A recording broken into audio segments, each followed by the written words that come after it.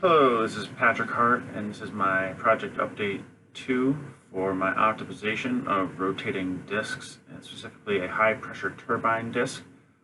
As noted last week, I wanted to work through the iteration phase of slowly optimizing my disc shapes, going from plain disc shape all the way through to what looks like, the actual HPT disc, and then from there, once I get all my shapes imported into COMSOL, start running the thermal models. I actually had a little bit of trouble getting my last 3 iterations into COMSOL, which is what I will be spending the next 2 days working on doing, hopefully with the professor or getting some help from some coworkers at work. So for my next steps, you can see here that the iterations that I've shaped using NX, where I have a dark blue for the plain disc shape. My green disc is a slightly tapered.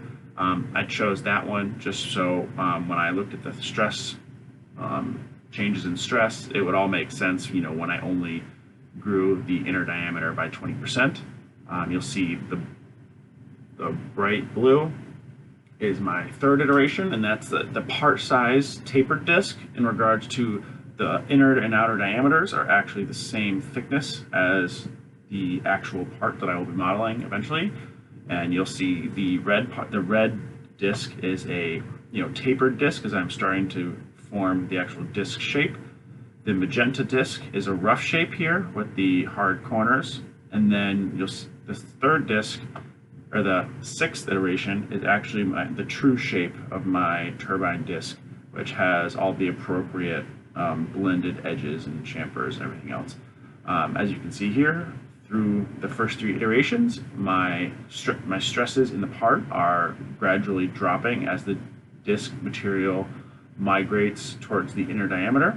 But you see here that I'm still missing my last 3 iterations just due to my importing of geometry issues, which I will be solving shortly, and then re-updating this PowerPoint and uploading it. You can see here that my part data, which I basically just went through for my different iterations, you can see my mesus stress, displacement, stress in the radial, and stress in the tangential directions. Everything all drops as it goes through the different iterations. Again, iterations 4 through 6 I had some trouble on, so I'll be working with that this week.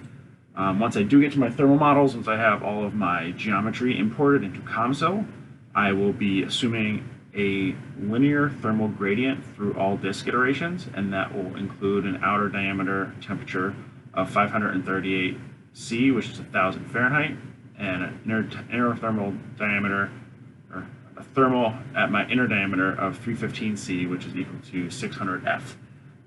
After I get those done, this week will be spent starting my report and just finishing off my COMSOL iterations. So it shouldn't be too much, but I just have this last little hump in regards to the part geometry cross sections to get into COMSOL, and then I should be all set to type up the report and turn it in. Thank you for watching. Bye.